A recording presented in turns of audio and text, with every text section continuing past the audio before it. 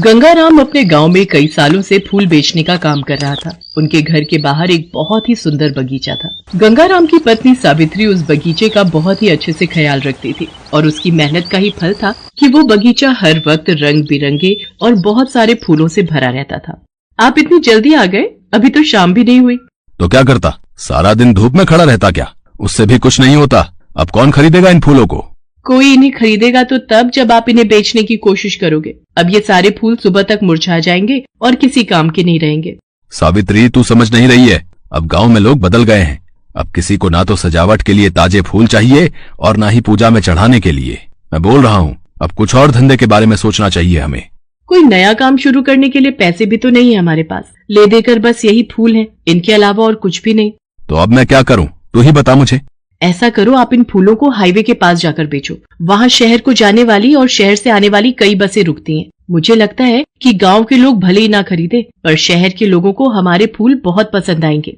सावित्री उम्मीद का दामन थामे हुए थी, लेकिन गंगाराम एक नंबर का आलसी था। सावित्री के जोर देने पर वो अगले दिन फूल लेकर हाईवे के पास जाकर खड़ा हो गया। पूरे दिन वहाँ से कई बसें गुजरी, लेकिन गंगाराम ने किसी के पास जाकर अपने फूल बेचने की कोशिश तक नहीं की। नतीजा, यहाँ भी उसकी कोई कमाई नहीं हुई।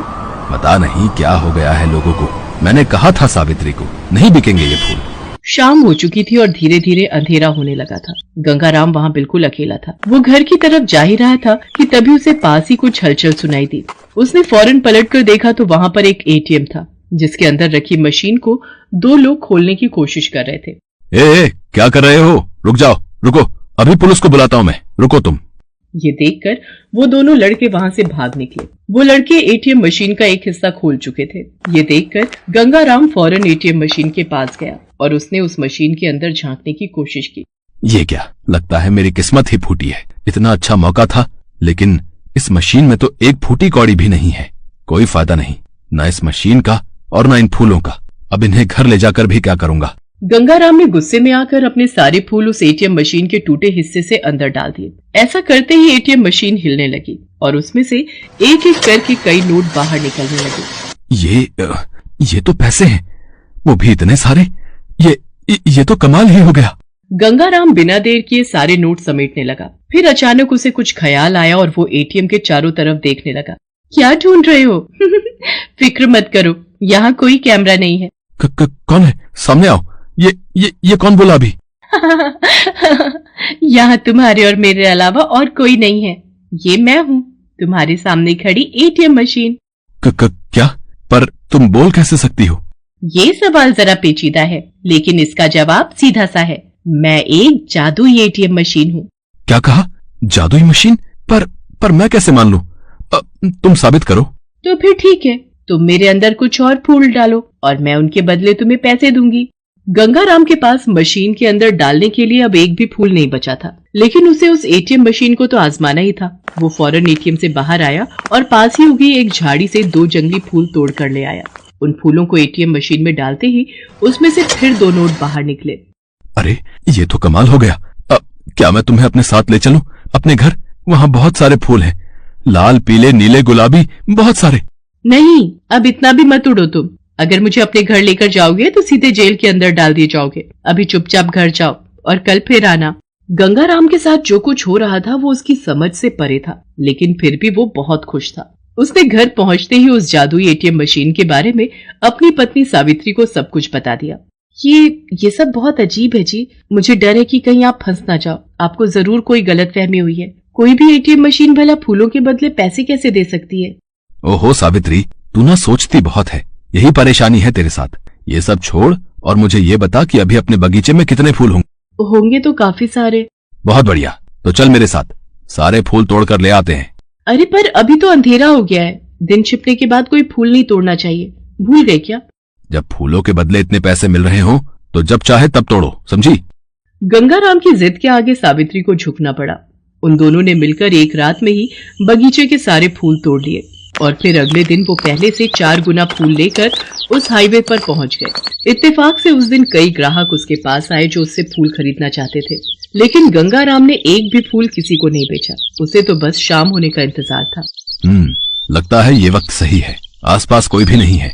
चलो, इन फूलों को पैसों में बदलने का वक्त आ गया है। गंगाराम एक बार फिर एटीएम के अंदर गया, लेकिन इस बार एटीएम मशीन पहले से खुली हुई नहीं थी। ये देखकर गंगाराम कुछ घबराया, लेकिन फिर उसने हिम्मत करके एटीएम मशीन को खोलने की कोशिश की। मशीन का एक हिस्सा खुलते ही उसने मशीन के अंदर फूल डालने शुरू किए। उसके ऐसा करते ही एटीएम मशीन में कुछ हलचल सी होने लगी। अरे ये क्या कर रहे हो? आज मुझे फूल नहीं चाहिए, बंद करो, उन फूलों को मत डालो मेरे अंदर। हैं? क्या मतलब कि फूल नहीं चाहिए तुम्हें? कल इन्हीं फूलों के बदले तो तुमने मुझे पैसे दिए थे, तो आज क्या हो गया? मेरा मन बदल गया है और क्या। तुम ही बताओ, क्या तुम हर रोज एक ही तरह का खाना खाते हो क्या? आज मुझे पत्ते चाहिए। हाँ, हरे हरे एकदम ताजे और रसीले पत्ते। जितने पत्ते लाओगे उतने नोट ले जाना मुझसे। उस एटीएम मशीन की बात सुनकर गंगाराम को गुस्सा तो आया, लेकिन फिर भी उसने खुद पर काबू रखा और फौरन एटीएम के बाहर आकर पास के जंगल में चला गया। उसने कुछ ही देर में वहां से काफी सारे पत्ते इकट्ठे कर लिए और फिर उन्हें ले जाकर एटीएम मशीन में डाल दिया। ऐसा करते ही एटीएम मशीन से एक बार फिर नोटों की बारिश होने लगी। गंगाराम ने उस एटीएम मशीन से कहा, इन पैसों के लिए तुम्हारा शुक्रिया, पर सुनो, कल तुम्हें क्या चाहिए होगा ये पहले से ही बता दो।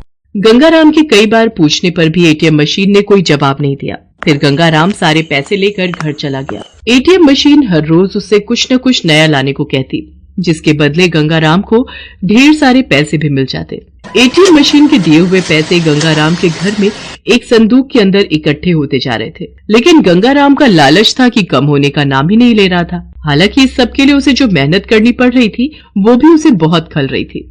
ये एटीएम मशीन तो मुझसे बहुत मेहनत करवाती है, पर पैसे भी तो चाहिए, कुछ तो दिमाग लगाना होगा मुझे। गंगाराम ने बहुत दिमाग लगाकर एक तरीका सोचा और फिर उस शाम को एटीएम मशीन से बोला, देखो, आज मैं तुम्हारे लिए अपनी तरफ से कुछ लेकर आया हूँ। क्या लाए हो? दिखाओ मुझे। ये तो रही। इस थैले में ढेर सारी हवा है। तुमने इससे पहले इस हवा के जैसा स्वाद नहीं चखा होगा। अरे ये लो, मैंने ये सारी हवा तुम्हारे अंदर डाल दी। लाओ, अब मुझे मेरे पैसे दे दो। तो आखिरकार लालच ने मेहनत को हरा ही दिया। ठीक है, मैंने तुम्हारी हवा रख ली, अब तुम मेरे ये नोट रखो। एटीएम मशीन के ऐसा कहते ही एक बार फिर नोट निकलने शुरू हो गए, लेकिन इस बार वो नोट बहुत अलग थे। असल में वो सिर्फ कागज के टुकड़े ही थे जिन पर कुछ भी छपा हुआ नहीं था। ये देखकर गंगाराम गुस्से से लाल हो गया। उसने एटीएम मशीन को बहुत बुरा भला कहा, लेकिन एटीएम मशीन से फिर कोई आवाज नहीं आई। वहां अचानक ही तेज सायरन बजने लगा। ये सब देखकर गंगाराम ने भागने की कोशिश की, लेकिन वो पुलिस वालों के हत्थे चढ़ ही गया। उसके घर पर मौजूद सारे पैसे भी पुलिस ने जब्त कर लिए और गंगाराम के पास सिवाय पछताने के अब कोई चारा नहीं था। उसे समझ आ गया था कि चाहे जादू हो या हकीकत, बिना मेहनत के कुछ हासिल नहीं होता। चंदनपुर नाम के गांव में राधा नाम की एक लड़की अपने भैया भाभी के साथ रहती थी।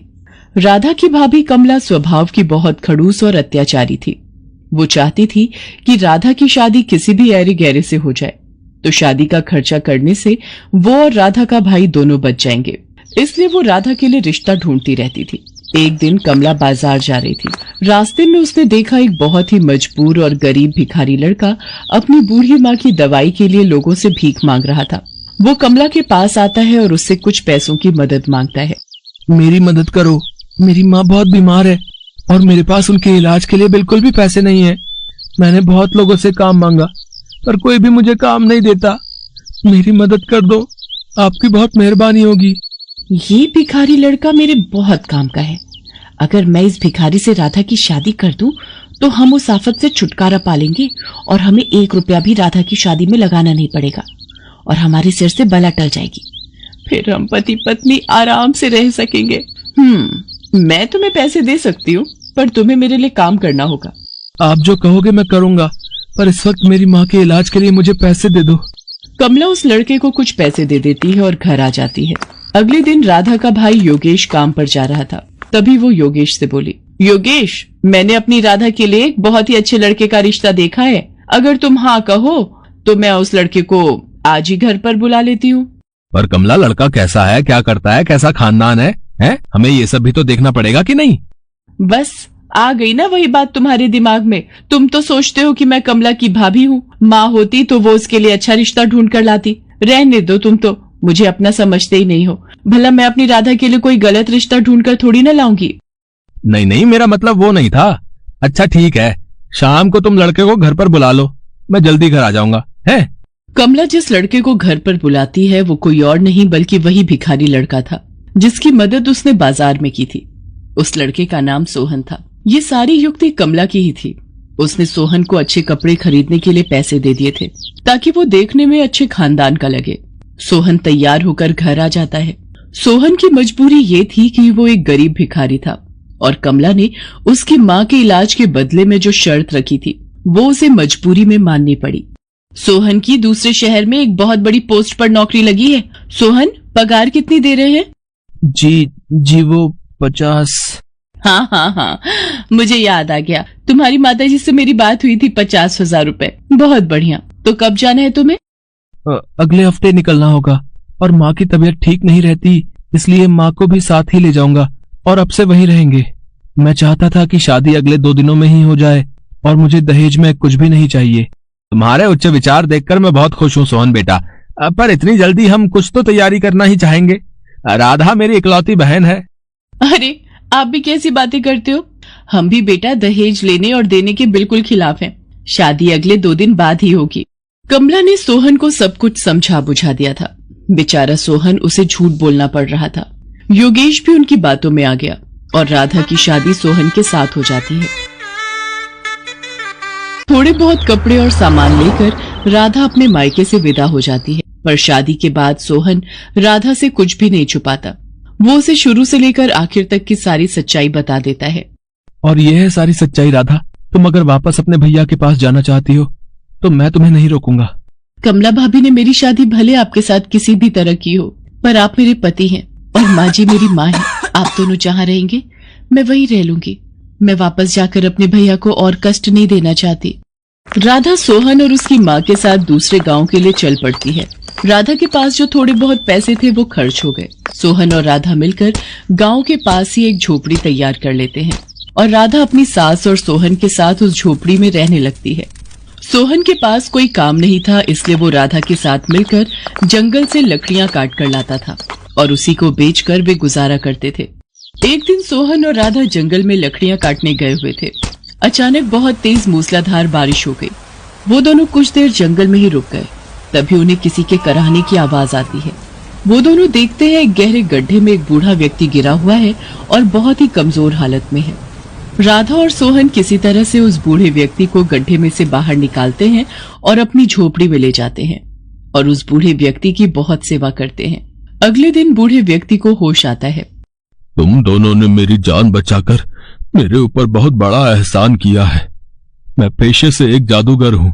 जंगल के रास्ते घर जा रहा था। गड्ढा झाड़ियों से ढका हुआ था। शायद किसी ने जंगली जानवर को पकड़ने के लिए ही वो गड्ढा खोदा था। पता नहीं, शायद बारिश में नजर नहीं आया और मैं उस गड्ढे में गिर गया। तुम दोनों वहां नहीं आते तो मैं शायद बच भी नहीं पाता। बाबा, ये गरम गरम हल्दी वाला दूध पी लीजिए।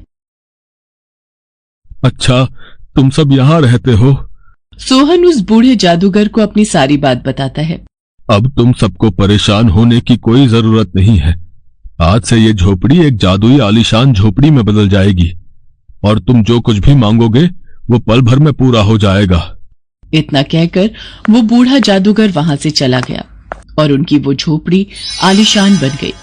अब राधा, सोहन और उसकी माँ आराम से उस आलीशान झोपड़ी में रहने लगे। उनके पास किसी भी चीज की कोई कमी नहीं थी। राधा, सचमुच तुम हमारे लिए लक्ष्मी रूप में आई हो। तुम्हारे आते ही हमारे सारे दुख दूर हो गए। माँ जी, मैं चाहती हूँ मैं कुछ दिनों के लिए भैया भाभी से मिलाऊं। हाँ, सोहन तुम्हें तुम्हारे मायके जरूर ले जाएगा। राधा बहुत सारे उपहार और मिठाइयाँ लेकर अपने भैया भाभी से मिलने जाती है।